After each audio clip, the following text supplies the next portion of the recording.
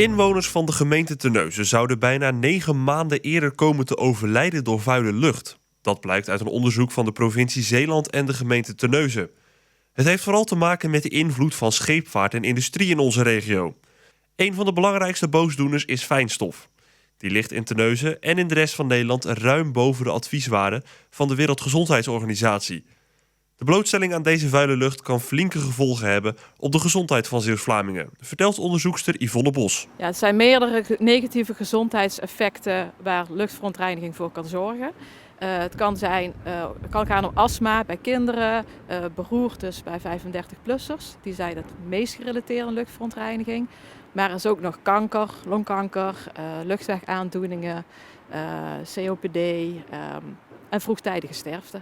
Hoewel Zeeland als geheel minder gezondheidsschade kent door de luchtvervuiling dan het landelijke gemiddelde, kan er hier veel gedaan worden, zegt ook gedeputeerde Danielle de Klerk. Ik denk dat we de adviezen echt nog goed moeten wegen met elkaar. Het onderzoek is net uit, dus dat vraagt ook van ons om dat nog even echt goed te bestuderen en te kijken wat staat daar nu precies in. Maar we blijven natuurlijk, en dat doen we ook nu al, in gesprek met de bedrijven in de omgeving om te kijken welke stappen kunnen we nog zetten bovenop hetgeen we nu doen. Maar ik vind het ook belangrijk om te benadrukken dat we echt voldoen aan die Europese grenswaarden en dat de inzet die we plegen is om het nog een stuk beter te maken in Zeeland dan dat het nu is. De gepresenteerde cijfers in het rapport zorgen niet meteen voor paniek bij de Terneuzense wethouder Laszlo van der Voorde.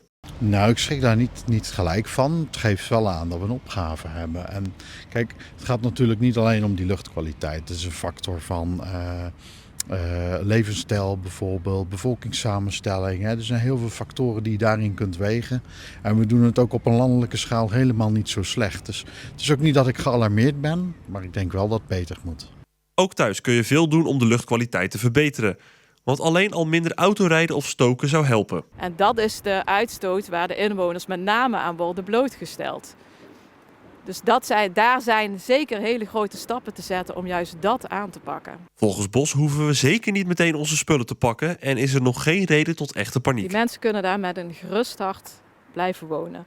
Maar we willen nog steeds een beroep doen op gemeenten en ook op de inwoners zelf om toch stappen te zetten om die luchtverontreiniging terug te brengen. Want ieder stapje wat gezet wordt voor schone lucht is een stapje naar gezondheidswinst.